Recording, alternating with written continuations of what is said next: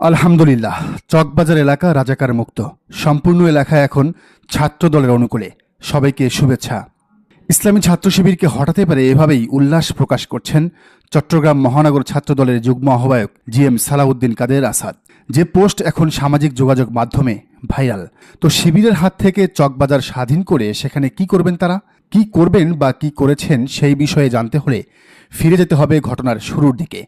স্থানীয় সূত্র বলছে, চকবাজার এলাকায় সদ্য বহিষ্কৃত যুবদল নেতা ইমদাদুল হক বাদশার অনুসারীরা সম্প্রতি ভ্যান থেকে চাঁদাবাজি করতে গেলে মহসিন হল কলেজের শিক্ষার্থী শিবিরের আরিফসহ জামাতের কয়েকজন তাদের ধরে পুলিশের হাতে তুলে দেয়।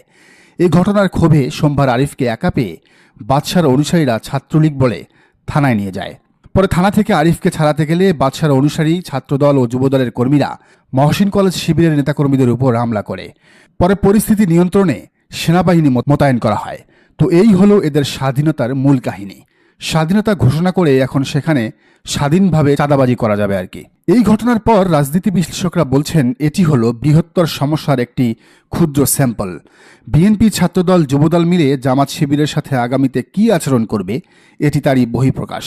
এটি কোনো বিচ্ছিন্ন ঘটনা নয়। তাদের কেন্দ্রীয় নেতা রাকিবুল ইসলাম রাকিব আর নাসিরউদ্দিন নাসিরের প্রত্যক্ষ নির্দেশে সারা দেশে শিবিরের উপর পুনরায় জুলুম নির্যাতন ফিরে আসার একটা নমুনা। কথায় কথায় রাকিব নাসিররা কেন্দ্রীয়ভাবে শিবিরকে যে প্রতিহতের ঘোষণা দেন সেই আদেশই পালন করছে তাদের তৃণমূলের নেতাকর্মীরা। কারণ এরা জানে, শিবির যদি সজাগ থাকে তাহলে ক্যাম্পাসে, পাড়া মহল্লায় চাঁদাবাজির রাজত্ব কায়েম করা কোনোভাবেই সম্ভব নয়। ছাত্রদল গতকাল যে শুধু চট্টগ্রামেই শিবিরের সাথে ঝামেলা করেছে তা নয়, তারা ওই দিন জামাতের আমির ডাক্তার শফিকুর রহমানকেও লাঞ্ছিত করেছে। মাইলস্টোনের ঘটনায় হাসপাতালে যাওয়ার পথে ছাত্রদল সভাপতি রাকিবের অনুসারীরা আমিরে জামাতের পথ রুদ্ধ করে তাকে হটানোর চেষ্টা করেছে। শিবিরের উপর ছাত্রদলের এই জুলুম ছাত্রলীগের জুলুমকেও হার মানাবে বলে মনে করেন রাজনীতি নিয়ে গবেষণা করা মানুষরা। তারা বলছেন, এর আগে 1991 থেকে 96 এবং 2001 থেকে 2006-এ বিএনপির শাসনামলে বিভিন্ন ক্যাম্পাসে ছাত্রদলের হাতে যত শিবির নেতা শহীদ হয়েছেন তার সংখ্যা গেল 17 বছরের লীগের শাসনামলের চেয়েও অনেক বেশি। ফলে আগামীতে আবারও বিএনপি ক্ষমতায় গেলে সবচেয়ে ভয়ঙ্কর হয়ে উঠতে পারে তাদের এই অঙ্গ সংগঠনটি।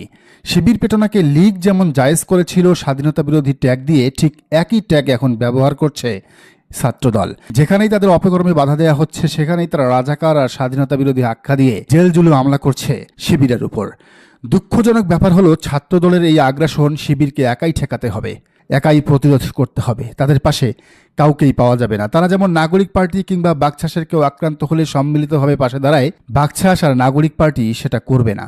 কালকের ঘটনায়ও তারা ন্যূনতম প্রতিবাদ জানায়নি। উল্টো বাকছাসের আব্দুল কাদের এই ঘটনায় কি লিখেছেন দেখুন। কাদের লিখেছেন, সারা দেশ যখন শোকে কাতর তখন চট্টগ্রামে মাঝরাতে ছাত্রদল আর শিবির গোড়াগুড়ি করছে। আপনাদের শুভ বোধ হয় হবে কবে? মানে এই ছেলের সুশীলগিরিটা দেখেন। ও জানে এখানে কারা ভিকটিম, কারা মজলুম, কারা জুলুমের শিকার। তারপরও প্রথম আলো, ডেইলি স্টারের মতো দুই গ্রুপের ঝামেলা হিসেবেই বিষয়টিকে ব্যাখ্যা করছে। আগামী দিনে জামাত শিবিরের রাজনীতিটা আবারও কঠিন হবে এমনটাই আভাস পাওয়া যাচ্ছে এসব ঘটনায়। তারা কি পারবে সব বাধা মোকাবেলা করে টিকে থাকতে? দর্শক, আপনার কি মনে হয় জানান কমেন্টের ঘরে। আর এই চ্যানেলে নতুন হলে অবশ্যই সাবস্ক্রাইব করে বেল আইকনটি বাজিয়ে রাখুন।